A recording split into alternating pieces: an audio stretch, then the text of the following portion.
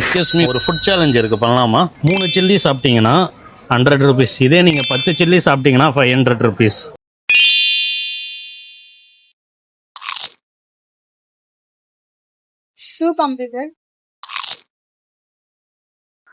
Okay, 100 rupees win பண்ணிட்டீங்க. 100 rupees எடுத்துக்கோங்க.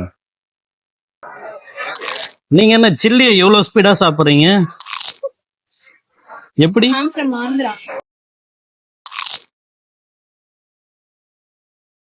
Five,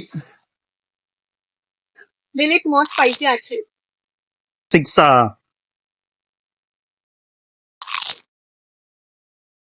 7. என்னங்க உண்மையா காரவே இல்லையா? கொஞ்சமா இருக்கு, but I can manage.